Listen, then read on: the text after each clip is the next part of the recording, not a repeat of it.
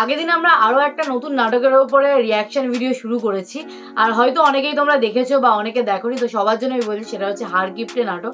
আর এই নাটকটা খুবই একটা ফেমাস নাটক, মজাদার একটা নাটক।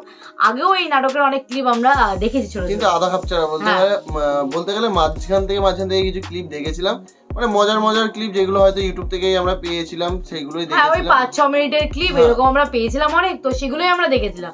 তো তখন আমাদের কিন্তু বেশ ভালো লেগেছিল, ইন্টারেস্ট লেগেছিল। তো ভেবেছিলাম যে নাটকটা পুরো দেখা শুরু করব, কিন্তু তারপরে নাটক দেখা যেহেতু বন্ধ করে দিয়েছিলাম, তো আমরা নাটক দেখছিলাম না। তো আবার রিসেন্টলি তোমরা রিকোয়েস্ট করছো যে হার গিফটে নাটকটা দেখো, মজা পাবে। তো হার গিফটে নাটকের সম্বন্ধে তো আমরা জানি, আর একটা ক্লিপ কিন্তু ফার্স্ট থেকে দেখা শুরু করেছি। মানে হার গিফটে নাটকটা প্রথম থেকে কিন্তু আমরা আবার দেখা শুরু করছি। মানে হার গিফটে নাটকের এপিসোড নাম্বার 1 এর ফার্স্ট ক্লিপ, আমাদের তৈরি করা ফার্স্ট ক্লিপ দেওয়া আছে। তো তোমরা সেই রিয়াকশন ভিডিওটা দেখতে পারো যারা এখনো দেখোনি, আর যারা দেখেছো তারা তো নেক্সট ক্লিপ দেখতে বসেই পড়েছে আমাদের সাথে। কিন্তু লাস্ট অবধি খুবই মজা দেখেছিলাম। কি 5 টাকা হারিয়ে গেছিল, 5 টাকা নিয়ে অনেক হুলুস তুলুস বেঁধে গেছিল হার গিফটে নাটকের প্রথমেই। তো এরপরে কিভাবে আগাবে নাটকটা সেটা আমরা আস্তে আস্তে দেখবো, আর আশা করি নাটকটা লাস্ট অবধি খুবই মজা পাবো। এখনো শুরু হবে পয়সা খোঁজা দিয়ে, কারণ লাস্ট অবধি আমরা দেখেছি আবার খোঁজা শুরু করছে। তো চলো বেশি দেরি না করে শুরু করি।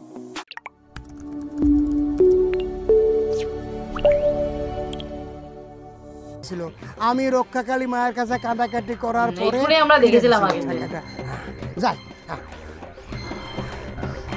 আব্বা, তাহলে পরে আমরা আবার খোঁজা শুরু করি। আল্লাহর নাম নেন আব্বা, আল্লাহর নাম নেন।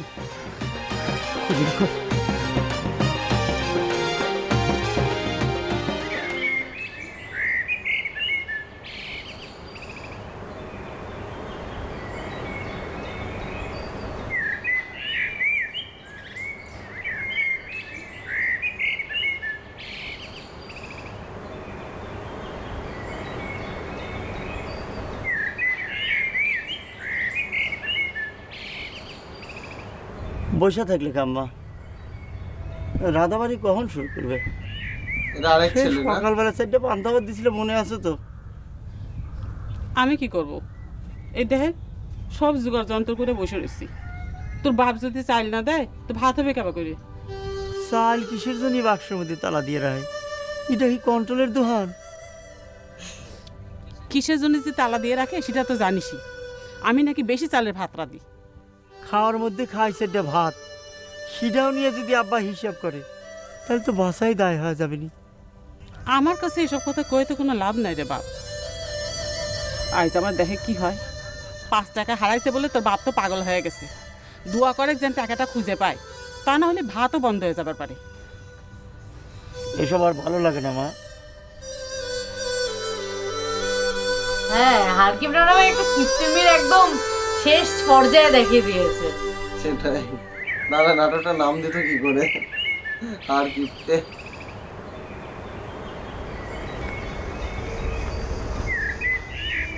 নবাব পুত্র জুইতে পায়ে মচ মচ করে যাওয়া হচ্ছে। কোনখানে যাই না বাবা, কোনখানে যাওয়া হচ্ছে? তো যখন তখন জিতে পায়ে তোর দরকার নেই। এত বাবুগিরি কনখান আসে আপনার? স্যান্ডেল পায়ে দেয় কি মানুষ বাবুগিরির জন্যে? পায়ে তাঁত লাগতেছিল তাই স্যান্ডেলটা পায়ে দিয়ে বাইর হয়েছি। পায়ে একটু তাঁত লাগলে কি হয়? হ্যাঁ, গরমের দিন গায়ে পায়ে তাঁত না লাগলে প্রকৃতির ঋতু পরিবর্তন টের পাবে কেবা করে? তাই কয়ে স্যান্ডেল কিনে ঘরে থেকে তাপভোগ করা লাগবে বাবা। ঘরে জুইতে থাকলে তোমার যদি এতই ক্ষতি হয়ে যায়, ও জুইতে আমি বিক্রি করে দেব। আমার টাকার গায়ে তো পোকা ধরেছিল, খরচা করে জুইতে কিনেছিলাম, যখন তখন পায়ে দিয়ে ক্ষয় করার জন্য না। হ্যাঁ, কত বছর হয় এই স্যান্ডেলটা কিনে দিয়েছেন? যখন কিনে দিয়েছিলেন তখন বড় হয়তো তো তেনা গুজে দেওয়া লাগতো। ভাগ্যিস আর পাও বড় হয় নাই, নাহলে তো একদিন ছোটই হয়ে যায়। আমি তোমার মতন বেহিসেবি না, সুদূর প্রসারী চিন্তা করে না চললে একদিন আমাকে রাস্তার ফকির হয়ে যাওয়া লাগতো। যাকে মেলা কথা হয়েছে, জুতা জোড়া খোলো, তারপর যেখান খুশি যাও। বাবা পায়ে যখন দিয়ে ফেলেছে, আজকে একটু ঘুরে আসি, বাড়ির যা খুলিতে হবে। ওই তো একদিন দুদিন করে তো বদ্ধ অভ্যাস হয়ে যায়। খোল, তারপর কি অবস্থা!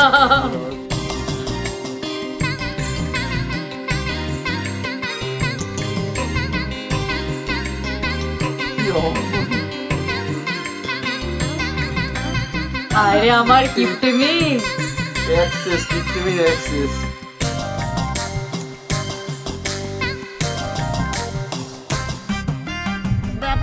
এত করে কইলেন আমার কাঁচা টাকা দিও না, ব্যাপারী কিছুতেই আমার কথা শুনলই না। সে আমাকে নোট না দিয়ে কাঁচা টাকাই দিল। ওই কাঁচা টাকা যদি সে আমাকে না দেয় তাহলে তো আর হারাইতো না রে বহর। আম্মা করছি কি, মানুষ যে এত খারাপ হয়ে গেছে আম্মা, আমার যে কি কষ্ট লাগতেছে। আম্মা 95 টাকার সাথে এই 5টা টাকা হলে পরে আমার ঘরে 100 টাকা পূর্তি হয়ে যেত আম্মা। উরে বোন, আমাদের কপালে শনি লাগিছে রে বাপ। তা নাহলে পরে ওই যে দরগায় 5 কি মানত করার পরেও টাকাটা খুঁজে পেলাম না। কে আমার কিন্তু সন্দেহ হচ্ছে। কি হারাধন কাকা হঠাৎ করে চলে গেল কিসের জন্য? আপনার কি কিছু মনে হচ্ছে? কি মনে হবি রে বর, টাকা হারানোর পর থেকে আমার মাথাটা শূন্য হয়ে গেছে। আমার তো মনে হচ্ছে খানিক পরে আমার নিজের নামই মনে থাকতে নেই। তোর কাছে কি কিছু মনে হচ্ছে? আমার তো তখনই মনে হয়েছিল আব্বা, খোঁজাখুঁজির সময় হারাধন কাকার টাকাটা পাওয়া যায় নাই তো, আমরা তো তখন মাটির দিক টাকা ছিলাম।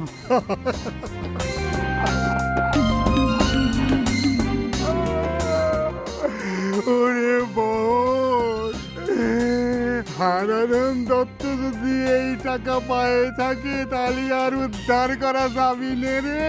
ও যে কিপ্টের কিপ্টে।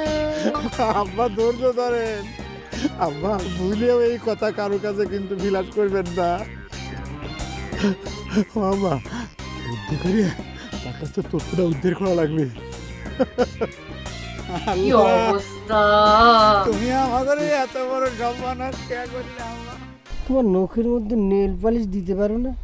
কিনে তো দাও না। টাকা কোনে বাবা? তোমার আব্বার নাকি টাকা হারাইছে? ঘোড়ার ডিম হারিস, বেহুলার লোহার সিন্ধুকে সাপ ঢুকতে পারে, কিন্তু আমার আব্বার পকেট থেকে টাকা হারানো সম্ভব না। তা আমি তো শুনলাম আব্বার বড় ভাই হারানো টাকা খুঁজতে খুঁজতে তার রাস্তায় চাপ করে দিছে। যদি টাকা হারাই থাকে আরো বেশি করে হারা, যেন টাকার সুখে আব্বা হার্ট ফিল করে। বাপের সম্পর্কে কি কথা কর নহরালি? সকালে খাওয়া দাওয়া ঠিক মতো হয় নাই? কি হয় নাই? মাথা এত গরম কে? হে আল্লাহ, চুলে এত আডা কে? মাথা ঘষো না? আমাদের তো মাথা ঘষা হয় বছরে 2 বার, 2 দিন। শোনো নহর, তুমি কিন্তু বিয়ের আগে ভালো করে চুল চেহারার যত্ন করো। বিয়ের আগে যদি তোমার চুল পুরো টাক হয়ে যায় তাহলে কিন্তু মেলা সমস্যা হবে। সব কিছু মানতে পারি, তারপরে বর তো আর মানতে পারবো না। না, কথা তুমি ঠিকই কয়েছো, কিন্তু কি করবো, আব্বা তো কোনো টাকা পয়সা দেয় না আমাদের। আব্বা যে হার কিপটে, টাকা বালি পরে চুলের যত্ন করে তোমার মতো রেশমি চুলি আমি করতাম। ওরে আল্লাহ! আব্বা একটু শান্ত হন আব্বা। এই যে বাড়ির পর চলে আসছে আব্বা, একটু শান্ত হয়ে বসেন আব্বা। একটু বসেন আব্বা। আব্বা আপনার কি শরীরটা খারাপ লাগতেছে আব্বা? আব্বা আমাকে দুঃসময়, এই সময় আমি জানি সহ্য করা খুব কঠিন। আব্বা আপনি একটু ধৈর্য ধরা লাগবে আব্বা। আব্বা একটু ঠান্ডা পানি খাবেন, টিপু গলাতে 1 গ্লাস ঠান্ডা পানি নিয়ে দেবো আব্বা। বহর, পানি খায় কি আমার মনের দুঃখ জুড়বে নি রে বহর? আমার মনে করছে আমার নিজের মাথার চুল আমি টাইনে ছিঁড়ে ফেলাইছি। নিজের সর্বনাশ আর করবেন না আব্বা।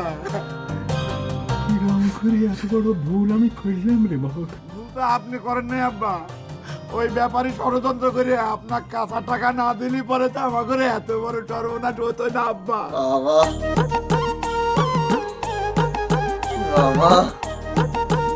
মনের দুঃখ জুড়বে নি রে বহর? আমার মনে করছে আমার নিজের মাথার চুল আমি টাইনে ছিঁড়ে ফেলাইছি। নিজের সর্বনাশ আর করবেন না আব্বা। তোমাদের বাপ বেটার ভাব দেখে মনে হচ্ছে তোমাদের বাণিজ্যের জাহাজ ডুবে গেছে। এই এত বড় ঘটনা তোমার কাছে মনে হয় গ্রাহ্যই হচ্ছে না? গিরাজ্য হওয়ার কি আছে? সামান্য 5টা টাকা হয়, এটা তো আমরা ভাবছি সেই জন্য তুমি আর তোমার মেজো বেটা যা শুরু করেছো। দেখলি তো বাহর, আমি তোরে কইছিলাম না যে আমার বাড়িতে অলক্ষে ভর করিছে, এখন মিললো তো? তোমার কাছে মনে হয় 5 টাকা রাস্তার হাড়ি পাতিল ভাঙা খোলা, 5 টাকার কোনোই মূল্য নাই। মূল্য থাকলেও সেটা 5 টাকার বেশি না। আর আজকালকার জমানায় 5 টাকা কি হয়? বুঝছো? আম্মা তুমি কি সব সর্বনাশী কথা করছো? 5 টাকার কোনো দাম তোমার কাছে নাই। এখানে তুমি একতাল মাটি খুঁড়ে দেখো তো ফুটে 5 পাই পাও কিনা। মাটি খোঁড়ার দরকার হয় তুই আর তোর বাপ দুজনে মিলে মাটি খোঁড়ে। আমার টাকারও দরকার নেই, আর মাটি খুঁড়ে পরীক্ষারও কাম নেই। তুমি হচ্ছে আসল অলক্ষী, তোমার জন্য আমার সংসারে কোনোদিন উন্নতি হলো না।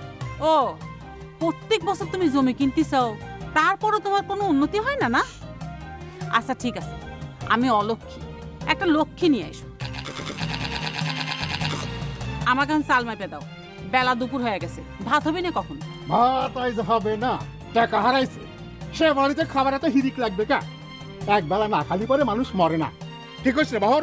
আব্বা আপনি ঠিক কথাই কইছেন। ছোট দিনের বেলা এমনিতেই তো দুপুরের খাওয়া বন্ধ করে দেওয়া উচিত।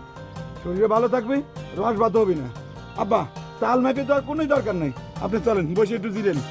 যেমন বাবা তেমন তার ছেলে, দুজনেই জওয়ান। এই ছেলেটা এরকম।